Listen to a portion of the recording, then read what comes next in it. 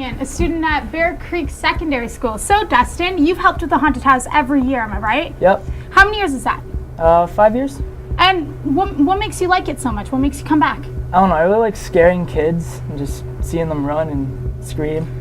And just the fun of just being out, helping out. You know, that's probably not a good thing that you like to see kids run and scream. What's your best reaction so far that you've gotten?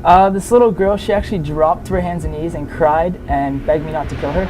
What makes you want to volunteer and, run it again every year? Because you're not getting paid for this. No, the kids enjoy it so much. And not just the kids that come through it, but the kids who get to run it. The mall gives them hours towards their high school volunteer time. And the Dairy Queen actually nicely donates them a lunch every year. So they come, they have a lot of fun, they get to scare the little ones, run around, burn off some energy, and they get some volunteer hours for it. So how many community service hours do you get for doing it every year? Community service hours, it really varies, but probably 25 each year. So it's a lot of hours. And you're one of a big part, I know, you're one of the big people to help, actually make it and everything. Yeah. How do you like that? What's your favorite part of making it? Favorite part of making it is there's something new every year that gets added on. So it's good to know that you know what you're doing, but it's also good that there's stuff new that you get to learn. What's this contraption you're laying in? What, are you sleeping in there? Yeah, this coffin was made by a woodshop class at Barrie North Collegiate. That's good. We like to change it up a little so that the kids coming in don't know what to expect. So how much of this year have you reused, would you say? We've reused everything from last year, and we've added a few things too. We did take out one thing because it was a little too hard on the kids that were running it. They were not enjoying that. So, what's your favorite costume? What costumes do you wear? Do you switch it up every year, or? My favorite costume so far, I was Michael Myers, but I used a work outfit and cut it up and put blood all over it and had a little machete. But every year I change my costume. This year I decided to go a little lighter and do a zombie. I understand that this is your cage most of the time. This is my post, This is also my mom's favorite part of it. It is, yep. And what do you do to kind of, get the kids scared and stuff? Well, I'm in there the first couple of years. I was screaming, help me, but then a lot of people were doing a lot of pointing and just standing around. So last year I switched it up and started laughing like a psychotic, so it got them a bit more scared. So it was good. I got changed up and it was good, yep. Does it get hot in there? I'd imagine it gets pretty hot back here with everyone moving around. Yeah, with the fog machine right beside it and everyone running around and my heat just sitting in here, it's pretty warm.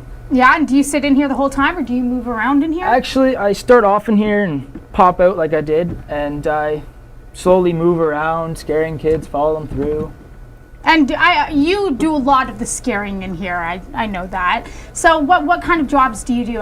What's your favorite place to hide and scare people? My favorite spot would be to hide behind a box and pop out unexpectedly, or sitting in this coffin and slowly rising, scaring kids. So how does one put on the act of a psycho girl in a cage? What do you do to get the kind of mind frame of being a crazy person? It's kind of hard to work up to it, but mostly I just keep laughing and then all of a sudden it'll just hit me oh, this is what you are. So you kind of play the role as you think you are the person that is psycho and is being tortured or something. So it works up to it. Yeah, that's good. So what would you say your favorite part of the whole haunted house, the whole Malloween experience is? My favorite part of the haunted house would have to be the cage. We put a young girl in the cage and she begs for help. And as people come to help her, she screams that they better run because the guy who put her there is coming. So they just start hoofing it and they're so funny.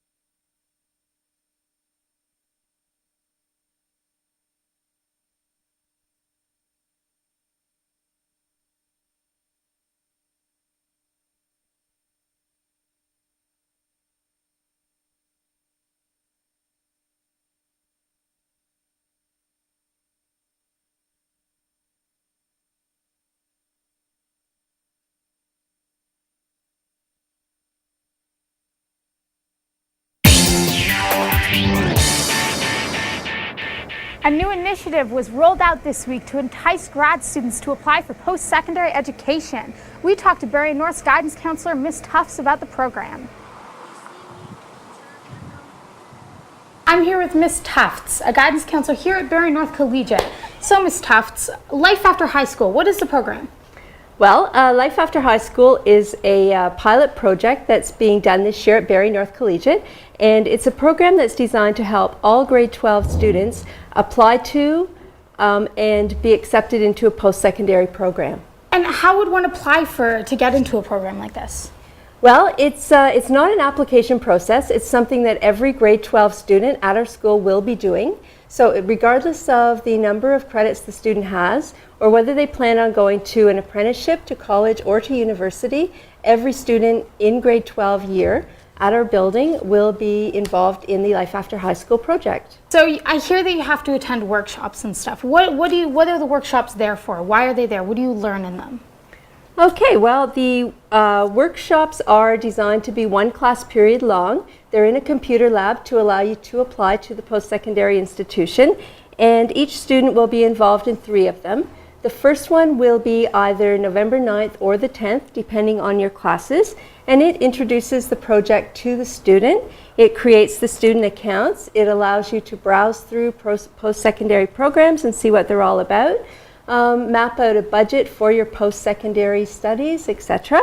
And the second workshop is the second week of December, and in it students will actually prepare their application and be ready to submit it. And workshop 3 will take place the end of April, and that focuses on OSAP application and how to apply to OSAP. The purpose of a program like this, what would the students get out of it? Well, the students get the benefit of having one-on-one assistance as they apply to post-secondary programs. They get assistance as they try and go through the complicated process of applying to post-secondary, and last but not least, they get completely free application to post-secondary programs. So the Life After High School project actually pays for the application fees to every university and college application for the students. So this 1 year, one time only, first ever in our high school history, students applying to post-secondary education, apprenticeship, college, and university do not have to pay for their application. How did a project like this come about? Why was it created in the first place? Well, it's a program that's being piloted in 43 schools in Ontario, of which we were fortunate enough to be selected.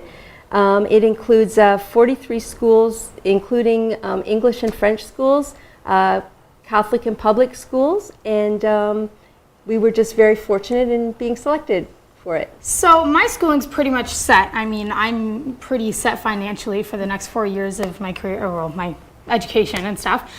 Does that still mean that it applies to me? So my parents don't have to pay for my college and university applications? Exactly. That's exactly right. They're going to be thrilled. Yes, they are. Because if you're applying to university, it's $125 for 3 choices, and it's $42 for every extra choice. So yes, you're saving $125 if you're applying to university, and if you're applying to college, you're saving $95 for 5 choices. So it's a huge saving. And we all know that post-secondary education costs a lot of money, so every little bit that you can save is very helpful. Well, that's all for The Rush this week. I'd like to thank all the staff and students we visited for their hospitality. If you want us to hang out at your school or have an idea for the show, drop us a line at therush@rogerstv.com. And hey, check the website out for some exclusive footage you won't see anywhere else. Take some time this week to help MSS win the money for their outdoor classroom. Log on to www.majestic.com and cast your vote. I'm Breeanna Booth, and I'll see you next week on The Rush.